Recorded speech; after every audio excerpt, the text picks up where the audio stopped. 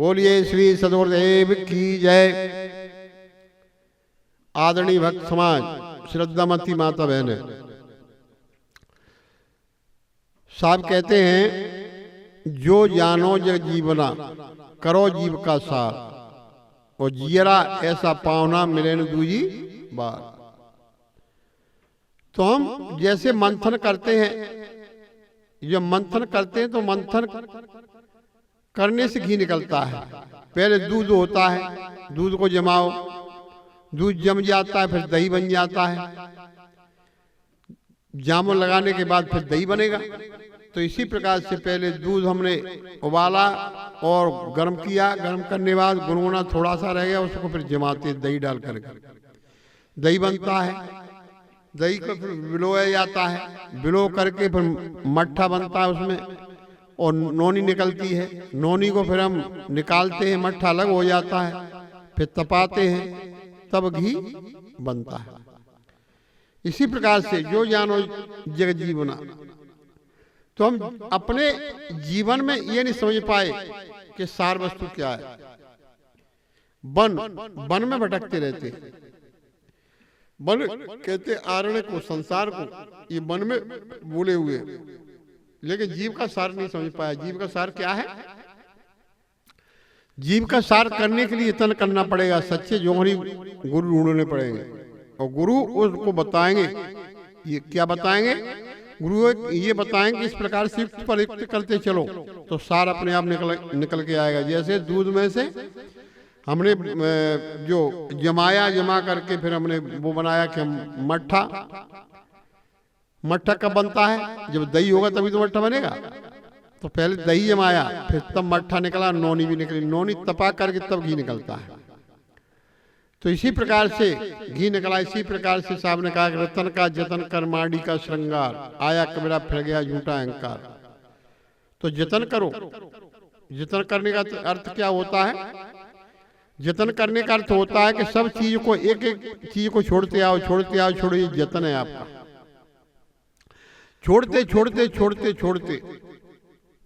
और जीव का सार मिल जाता है। अपने आप की अनुभूति हो जाती है और मालूम पड़ जाता है। फिर ढूंढने वाली बात नहीं, जैसे घी निकल के आ जाता है अपने आप, तपाते। इसी प्रकार से विकारों को तपाओ। कायमिक ज्ञान रूपी अग्नि में कोई बीज होता है, बीज भले ही बनो रहा, लेकिन उसका अंकुर खत्म हो जाता है। अंकुर क्या? जैसे उसका कुल्ला होता है, कुल्ला खत्म हो जाता है। तो कुल्ला क्या है? ये वासना रूपी कुल्ला है। वासना रूपी अंकुर खत्म हो जाएगा तो आसक्ति आपको नहीं सताएगी। वो अंकुर रहेगा तब तक आसक्ति आपको छूटती है। तो आसक्ति अंकुर खत्म होने पर ही होगी, लेकिन आज तक अंकुर कहते तो सब चले गए। कहा कि कहता तो बहुत ही मिला, गहनता मिला न कोई, सो कहता बयान दे जो न गहनता हो। तो कहने से काम नहीं चलेगा, उसको छोड़ने से काम चलेगा। उसकी आसक्ति छूटेगी तभी काम बनेगा अपना। वो आसक्ति नहीं छूटी तो कोई काम बनने वाला नहीं। तो इसी प्रकार से हम सोचेंगे, वास्तव में संसार में आसक्ति हमने ही बनाई, हम ही मिटा सकते हैं, दूसरा कोई व्यक्ति मिटाने वाला नहीं। तो दूसरा मिटाने वाला नहीं है तो हम मिटाएंगे तो करेंगे तभी तो, लेकिन सब कार्य करना पड़ता है। लेकिन यहाँ क्या काम करना है? संसार में काम करोगे सफलता मिलेगी। और यहाँ क्या काम करना है? यहाँ कुछ करने की, भजन में कुछ करने की आवश्यकता नहीं।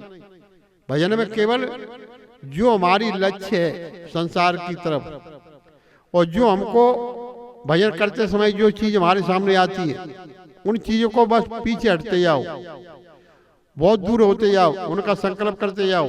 जो चीज आवे उसका संकल्प करो, जो चीज आवे उसका संकल्प करो। कोई भी आवे, अच्छी आवे या बुरी आवे, सबका संकल्प करते जाओ। अच्छी बुरी संसार में होती है। अपने स्वरूप में न अच्छी है न बुरी है। स्वरूप में आपके में कोई आदत नहीं है। और न पाप है न पुण्य है, क्रिया है न कर्म है, न धर्म है न धर्म है। तुम्हारे स्वरूप में कोई कुछ है ही नहीं। तो पाप पुण्य कहाँ लगा? पाप पुण्य लगा शरीर के माध्यम से। शरीर के माध्यम से पाप पुण्य लगा है। किसी आदमी को तुम दुख सुख दे रहे हो तो दुख के बदले दुख मिलेगा, सुख के बदले सुख मिलेगा। तो शांति हमको कब मिलती है? जब सार निकलता है तब। सार निकलने से शांति मिलेगी, लेकिन सार नहीं मिला तो शांति नहीं मिलेगी। पावना कहते मेहमान को।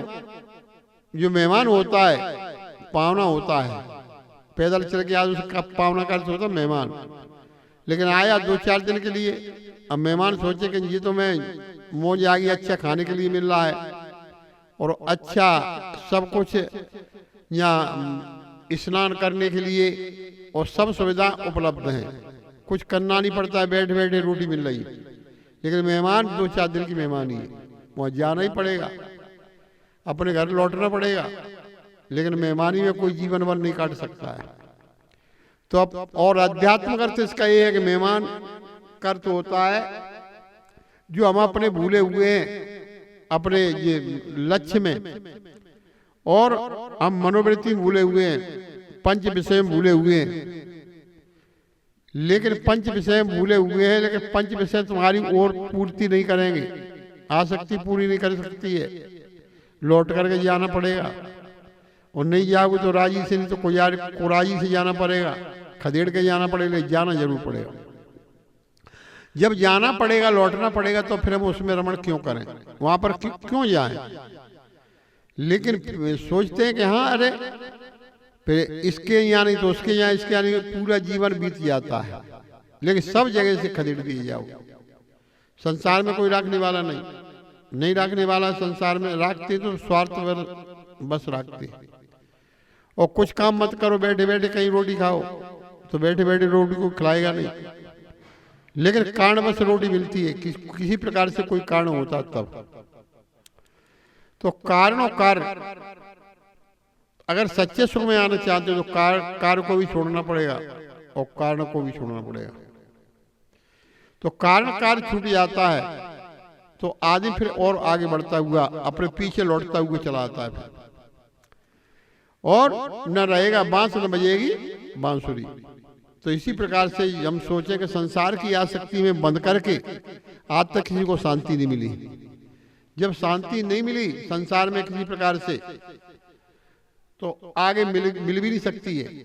तो इसी प्रकार से हम जितनी वस्तुएं हैं उनसे पीछे हट करके सबको क्षय कर दो, उसमें कहते सच्चा सुख।